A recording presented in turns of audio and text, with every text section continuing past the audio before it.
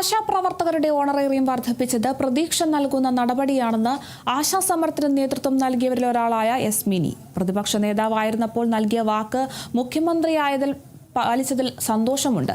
എല്ലാ വിഭാഗം തൊഴിലാളികളെയും ചേർത്ത് പിടിക്കുന്ന ഗവൺമെന്റായി ഈ ഗവൺമെന്റ് മാറട്ടെ എന്ന് ആശംസിക്കുന്നതായും എസ് മിനി പറഞ്ഞു. അംഗൻവാടി തൊഴിലാളികൾക്കും അതുപോലെ പാചക തൊഴിലാളികൾക്കും പ്രീ പ്രൈമറി ആയമാരുടെയും വേതനം വർദ്ധിപ്പിച്ചിരിക്കുകയാണ്. തീർച്ചയായും ഇതൊരു പ്രതീക്ഷ നൽകുന്ന ഒരു നടപടിയാണ്. കഴിഞ്ഞ സർക്കാരിൻ്റെ മുന്നിലാണ് ഞങ്ങൾ സമരം നടത്തിയത്.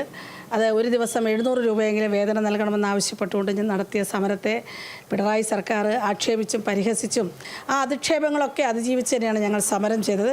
ആ സമരമുഖത്ത് വന്ന് അന്ന് പ്രതിപക്ഷ നേതാവായിരുന്ന ശ്രീ വി ഡി സതീശനും അതോടൊപ്പം UDF അംഗങ്ങളും വന്നിട്ട് തങ്ങൾ അധികാരത്തിൽ വരികയാണെങ്കിൽ ആദ്യ ക്യാബിനറ്റിൽ വർധന ഉണ്ടാകുമെന്ന് അന്ന് പ്രഖ്യാപിച്ചിരുന്നു. 3000 രൂപയുടെ ഒരു വർധനവാണ് ഇന്ന് ഈ വി ഡി സതീശൻ്റെ പുതിയ ഗവൺമെൻറ് ഇന്ന് നടപ്പിലാക്കിയിരിക്കുന്നത്.